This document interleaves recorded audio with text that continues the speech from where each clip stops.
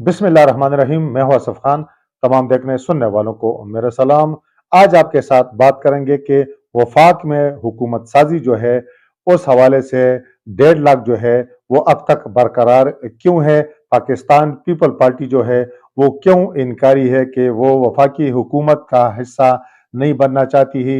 और बिलावल भुट्टो जरदारी ने तो आज दो टोक अल्फाज में कह दिया है कि हुकूमत का हम हिस्सा नहीं बनेंगे, हुकूमत की हम हिमायत जरूर करेंगे, लेकिन उन्होंने कहा कि इस तरह मुमकिन नहीं है कि शराइत भी उनकी हो और हुकूमत भी उनकी हो। सेनेट में आज गर्मा गर्म बहस हुई और यहां तक कहा गया कि जो चीफ इलेक्शन कमिश्नर हैं उन्होंने इतनी धांधली की है कि उन पर आर्टिकल 6 लगाया जाए। तो यहां तक बात की गई डीसी इस्लामाबाद की गिरफ्तारी का हुक्म हाई कोर्ट को क्यों देना पड़ा, ये भी आपके साथ शेयर करेंगे। और इसके अलावा जो दीगर खबरें हैं उन पर भी आपके साथ गुफ्तगू करेंगे और ये भी आपको बताएंगे कि किस सियासी शख्सियत ने मुस्लिम लीग नून के कायद मियां नवाज शरीफ को ये मशवरा दिया है कि वो खुद सदर पाकिस्तान बन जाएं, वजारत उज़्मा की कुर्सी पाकिस्तान पीपल पार्टी के हवाले करें ताकि मुल्क जो है मौजूदा बहरान से निकल सके।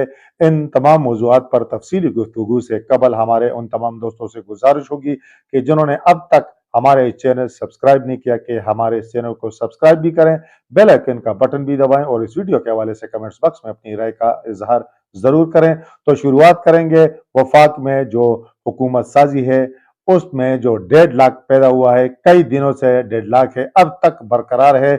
और सामने नजर आ रहा है कि इस हवाले से जो पाकिस्तान पीपल पार्टी के रूही रवा हैं आसफ अली जरदारी, उनकी पॉलिसी और है और नौजवान चेयरमैन बिलावल भुट्टो जरदारी का तर्ज अमल कुछ और है। जरदारी तो चाहते हैं कि पाकिस्तान पीपल पार्टी जो है वो वफाकी हुकूमत का हिस्सा बने और मुज़ाकरात के कई दौर हो चुके हैं। इस्लामाबाद में इसहाक डार की रिहाइशगाह पर हो चुके हैं, लाहौर में हो चुके हैं, लेकिन अब तक जो है वो इस हवाले से पेशरफ नहीं हो सकी है। ये भी कहा जा रहा था कि अख्तलाफात की जो वजूहात हैं उसमें यह है कि पाकिस्तान पीपल पार्टी जो है वो पंजाब का गवर्नर का ओहदा मांग रही है, सदर का ओहदा तो उन्हें दिया जा रहा है, स्पीकर का ओहदा भी मांग रही है, सेनेट चेयरमैन का ओहदा भी मांग रही है, सिंध का गवर्नर जो है वो भी मांग रही है और दीगर इस तरह की उन्होंने जो अहम ओहदे हैं वो मांगे हैं कि जिस पर काफी हद तक मुस्लिम लीग नून राजी भी है। लेकिन पाकिस्तान पीपल पार्टी जो है स्पेशली बिलावल भुट्टो जरदारी जो है वो इस बात पर अभी तक उन्हें कोई राजी नहीं कर सका।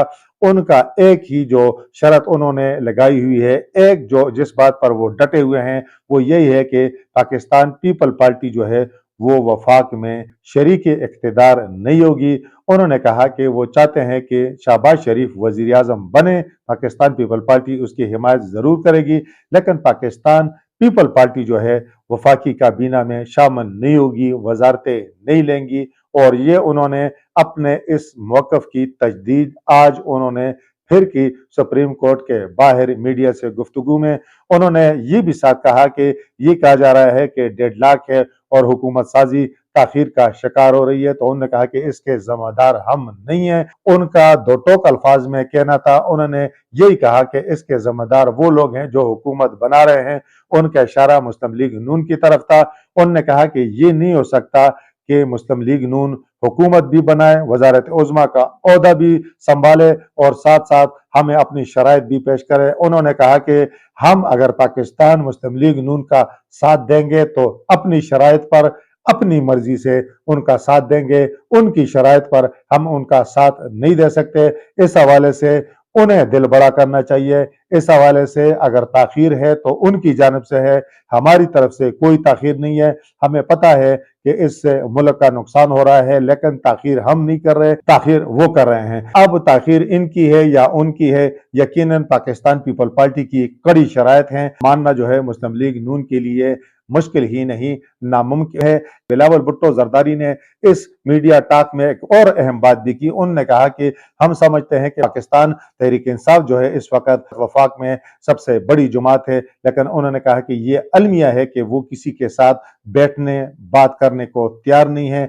بلاول بھٹو زرداری نے جو پریس کانفرنس کی ہے اس میں ان سے یہ بھی سوال کیا گیا مولانا فضل الرحمان کے حوالے سے کہ جو جنرل قمر جاوید باجوہ سے ان کی ملاقات ہوئی تھی، عمران خان کی حکومت گرانے سے قبل عدم اعتماد کے حوالے سے جنرل باجوہ سے ملاقات ہوئی تھی، تو انہوں نے کہا کہ مولانا نے اگر کوئی بات کی ہے تو انہیں خود جواب دینا چاہیے، اس کا جواب آپ ان سے لے۔ انہوں نے کہا کہ میں نے اگر کسی سے ملاقات کی ہے تو صرف مجھے یہ بتایا جائے کہ میں نے جمہوریت کے لیے کی ہے، عوام کے لیے کی ہے یا اپنے ذاتی مفاد کے لیے کی ہے۔ ہم نے اپنے ذاتی مفاد کے لیے کسی سے کچھ نہیں مانگا، اور ہم نے صرف اگر بات کی ہے تو جمہوریت اور عوام کے لیے کی ہے، اور اس پر کم از کم کوئی انگلی نہیں اٹھا سکتا۔ یہ خبر بھی آپ کے ساتھ شیئر کر لیتے ہیں کہ آج اسلام آباد ہائی کورٹ کے جسٹس بابر ستار نے ڈی سی اسلام آباد کی فوری گرفتاری کا حکم دیا اور پولیس کو ہدایت کی کہ انہیں گرفتار کر کے عدالت میں پیش کیا جائے۔ تو اس کے پیچھے کیا کہانی ہے؟ تو اسلام آباد ہائی کورٹ میں شہریار افریدی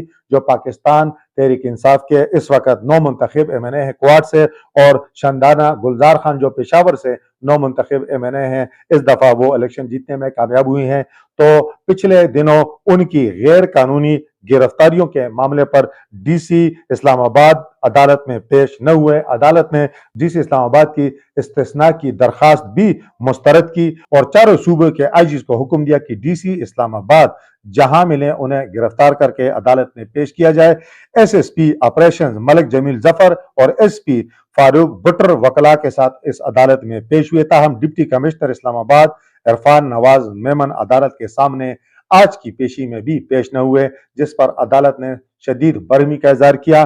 ڈپٹی کمشنر اسلام آباد کے وکیل نے عدالت عالیہ کو بتایا کہ ڈی سی نے والدہ کے ساتھ عمرے پر جانا ہے۔ اس پر جسٹس بابر ستار نے کہا کہ عدالت کو بغیر بتائے وہ کیسے عمرے پر بیرونی ملک جا سکتے ہیں۔ اس کے بعد عدم حاضری پر عدالت نے ڈپٹی کمشنر کے وارنٹ گرفتاری جاری کر کے انہیں گرفتار کر کے عدالت کے سامنے پیش کرنے کا حکم دیا۔ جماعت اسلامی کے جو سینیٹر ہیں مشتاق احمد خان، تو انہوں نے سینٹ اجلاس میں اپنے خطاب میں چیف الیکشن کمشنر پر سنگین الزامات لگائے اور ان سے مستعفی ہونے کا مطالبہ کیا۔ ان کا کہنا تھا کہ الیکشن سے پہلے، الیکشن کے دن اور الیکشن کے بعد بھی ریگنگ کی گئی، دھاندلی کی گئی اور ہارے ہوئے امیدواروں کو جتوایا گیا۔ یہ الیکشن نہیں بلکہ ایک ڈرامہ تھا۔ انہوں نے کہا کہ اس الیکشن پر اس قوم کے قرضوں میں ڈوبی ہوئی اس قوم کے 50 ارب روپے خرچ ہوئے، وہ بھی چیف الیکشن کمشنر سے واپس وصول کیا جائے۔ الیکشن کمیشن جو ہے وہ معافی مانگے، چیف الیکشن کمشنر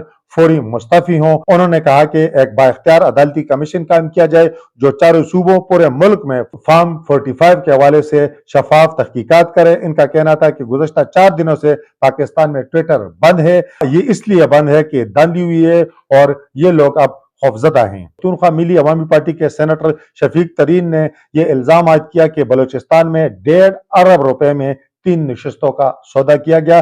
مزید انہوں نے کہا کہ عوام کا مینڈیٹ چرایا گیا ہے، دھاندلی کی انکوائری کی جائے۔ انہوں نے کہا کہ بلوچستان میں 1.5 ارب روپے میں 3 نشستوں کا سودا ہوا، اس کی تحقیقات ضروری ہیں۔ سینیٹر شفیق ترین نے کہا کہ چمن میں 3 مہینے سے دھرنا جاری ہے اور ہماری پارٹی کو اس لیے ہرایا گیا کہ ہم نے دھرنے کی حمایت کی تھی۔ ان کا کہنا تھا کہ الیکشن کمیشن کا اختیار نہیں تھا، جن لوگوں نے الیکشن کروائے سارا اختیار انہی کا تھا۔ جو پی ٹی آئی کے سینیٹر ہیں علی ظفر، انہوں نے کہا کہ انتخابات میں پاکستانی عوام نے صاف اور شفاف فیصلہ دے دیا ہے، پھر بھی نتائج تبدیل کر کے دھاندلی کی گئی۔ سینیٹر علی ظفر نے کہا کہ کوئی مانے نہ مانے، عوام نے فیصلہ بانی پاکستان تحریک انصاف عمران خان کے حق میں دے دیا ہے۔ ان کا کہنا تھا کہ پی ٹی آئی کے امیدواروں کو کمپین تک نہیں کرنے دی گئی، گرفتاریاں کی گئی، الیکشن سے چند دن قبل ہم سے نشان تک لیا گیا، لیکن اس کے باوجود عوام نے پاکستان تحریک انصاف پر بہت بڑا اعتماد کیا۔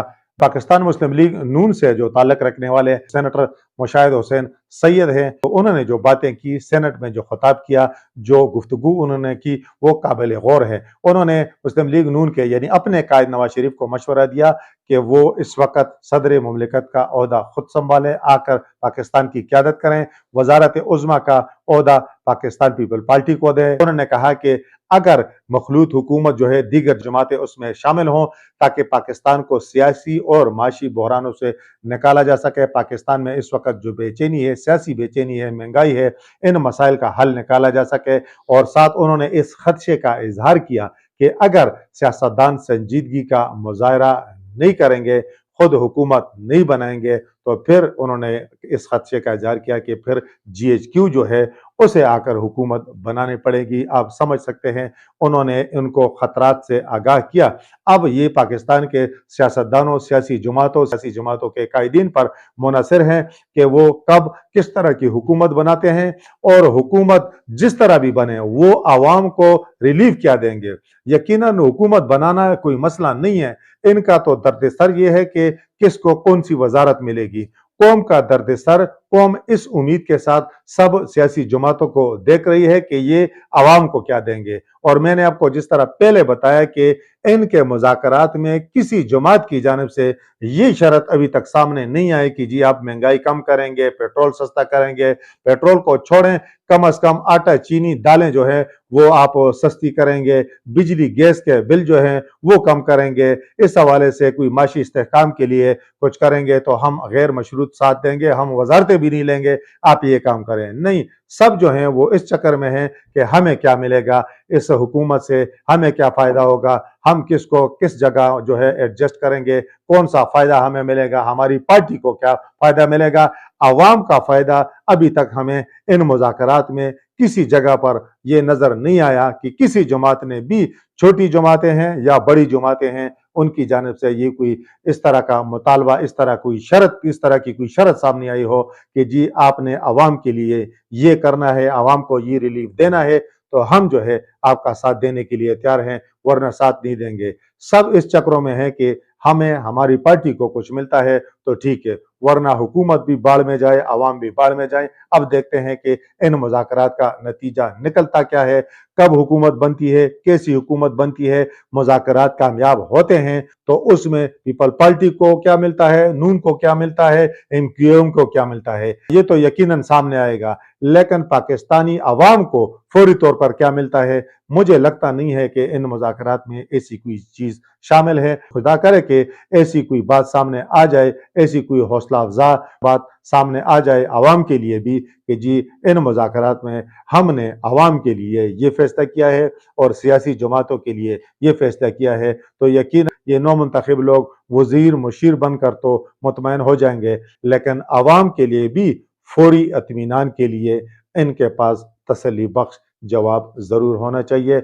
वगरना ये हुकूमत बन भी गई तो इसका चलना जो है, ये मायूसी की बात है, लेकिन इसका चलना मुश्किल ही नहीं नामुमकिन होगा। तहरीक इंसाफ और जो दीगर कौम परस्त जमातें हैं, बल्कि 10-12 जमातें जो हैं वो सारी जो हैं धांधली के खिलाफ सरापा एहतजाज हैं, और धांधली स्पेशली फार्म 45 के तहत वो मुतालबा कर रही हैं कि हमें नताइज दिया जाए। और मेरा ख्याल है कि ये सब जमातों का हक है।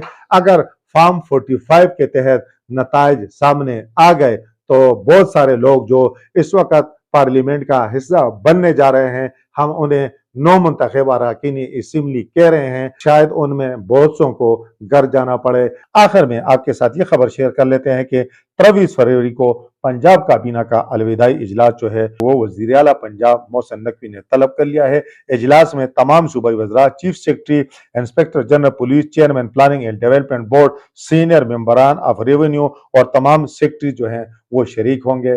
और यकीनन अब तमाम हुकूमतें जो हैं, निगरान हुकूमतें, उनके दिन थोड़े रह गए हैं, सब अलविदाई इजलास करेंगे। और 29 तारीख तक चूंकि चारों सूबाई और कौमी असम्बली का इजलास होना है, जिसके बाद हुकूमत साजी का अमल शुरू होगा और नई मुंतखब हुकूमतें जो हैं वो मुल्क का नज़्म व नस्क संभालेंगी। इस वक्त तक के लिए इतना ही। अल्लाह हाफिज।